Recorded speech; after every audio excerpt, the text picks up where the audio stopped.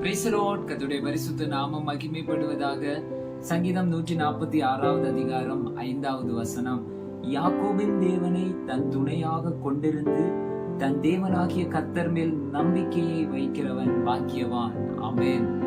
கிறிஸ்துவுக்குள் பிரியமானவர்களே, இன்னைக்கு வேதத்திலே நாம பார்க்கிறோம். வேதம் இப்படி சொல்கிறது, யாக்கோபின் தேவனை துணையாக கொண்டிருந்து அந்த சர்வ வல்லமை உள்ள தேவன் மேல் நம்பிக்கையை வைக்கிறவன் அவன் பாக்கியவான். ஆமென்.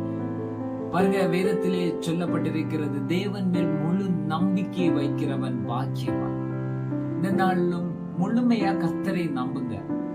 தேவன் நம்மிடத்திலே கற்பித்தது, தேவன் நமக்கு சொல்லிக் கொடுத்தது, தேவன் நமக்கு காண்பித்தது, ஆண்டவராக இயேசு கிறிஸ்து நம்முடைய வாழ்க்கையிலே அவர் சொல்லிக் கொடுத்த ஒரு காரியம் என்னன்னா, எப்பொழுதும் முழுமையா தேவனை நம்பணும். தேவனை நம்பணும். எதிலையும் தேவனை நம்பணும். எதிலும் எப்பேற்பட்ட காரியத்திலும் நம்மை உயிர்ப்பிக்க போதுமான கிருபை நம்முடைய தேவனிடத்தில் இருக்கிறது என்பதை நாம் நம்பணும். ஹல்லேலூயா. எப்பேற்பட்ட சூழ்நிலையாக இருந்தாலும், இப்போ நீங்க எந்த ட்ராக்ல நீங்க இப்ப நடந்து கொண்டிருந்தாலும், எப்பேற்பட்ட உடைக்கப்பட்ட சூழ்நிலையில ஒருவேளை நீங்க பாரத்தோடு நீங்க கேட்டுக்கொண்டிருந்தாலும், வேதம் சொல்கிறது, யாக்கோபின் தேவனை துணையாக கொண்டு அந்த தேவனை முழுமையாக நம்புங்க. அப்படி நம்பின அவர் ஒருபோதும் கைவிட மாட்டார். உங்க சூழ்நிலையை எல்லாத்தையும் தேவன் சேஞ்ச் பண்ணுவார். தேவன் மாற்றுவார். ஒரு அற்புதத்தை செய்வார். உங்க கண்கள் காண தேவன் ஒரு அற்புதத்தை செய்வார். ஆமென்.